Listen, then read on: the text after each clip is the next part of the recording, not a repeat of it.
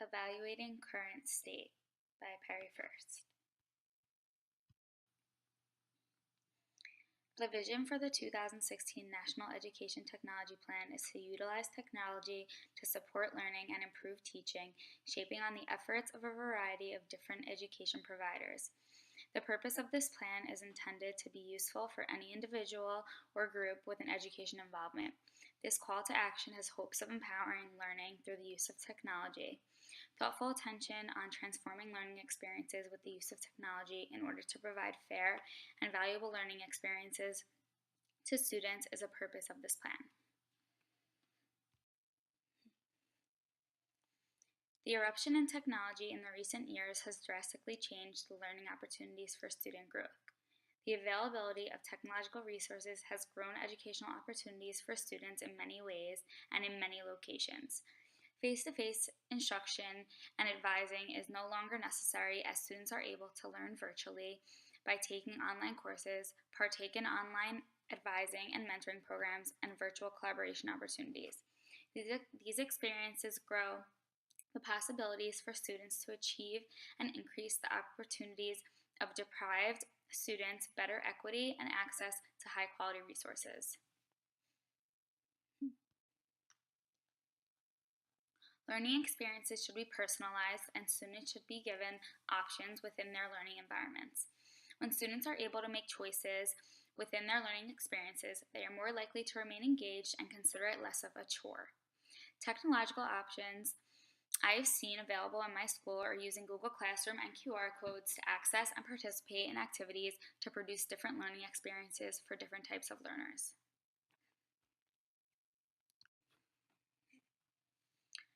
Learning communities are created by educators involving groups of from many backgrounds, enhancing collaboration as a whole.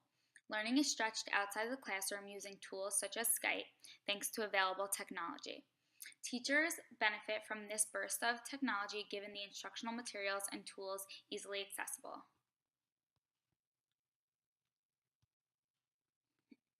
Collaboration within education professionals is imperative to professional growth. Teachers are no longer pigeonholed into collaborating or learning from close-by colleagues. The 2016 National Education Technology Plan states, through technology, educators are no longer restricted to collaborating only with other educators in their schools. They can now connect with other educators and experts across their communities or around the world to expand their perspective and create opportunities for student learning. In October of this school year, a select group of special education teachers in my school district were provided with a 2-day in-person professional development on a reading comprehension program called Visualizing and Verbalizing that was instructed by an expert of the program. Recently, we had a collaborative Skype session with another expert of the program. This extended professional development was filled with collaborative discussions about our findings in utilizing the program, the questions we had, and how we could improve the use of the program. In order for technology to do its part in transforming learning, leaders in the education field must be knowledgeable and equipped to sharing how technology can support learning and goal achievement. Many districts are using technology implementation plans to create a structure for technology use in the education setting.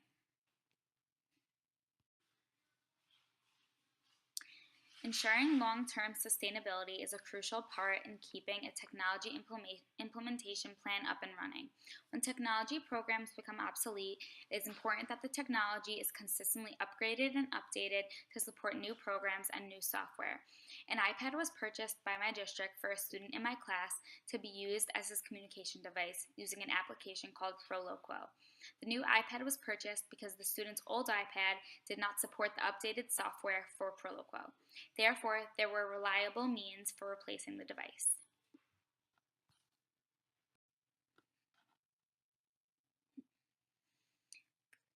Keeping track of student progress is a necessary aspect of teaching. Teachers can use this as a guide for instructing their students and will know where they struggle and where they have strengths. Assessments provided through technology are more timely, engaging, and resourceful than paper-driven assessments. With the recent burst in technology and the amount Generation Z is exposed to technology for pleasure, technology-driven assessments may not be as much of a chore as paper-driven assessments.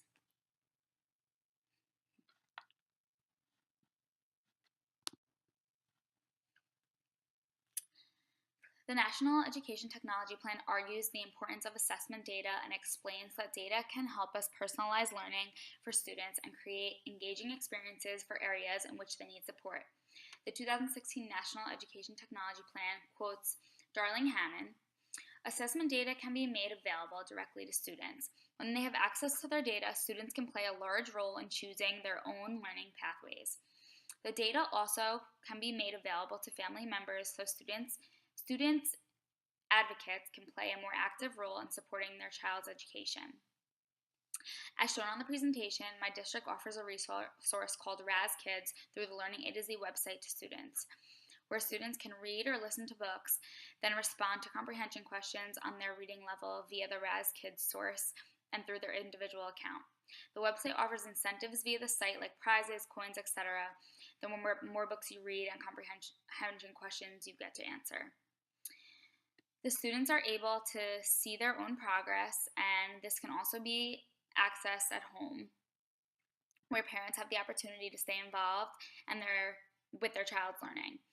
Here there are screenshots of student statistics and data from their individual accounts. You can see there's a parent tab where parents can get access. It also shows students the number of stars they've earned, as well as how many books they've read, listened to, and questions they've answered.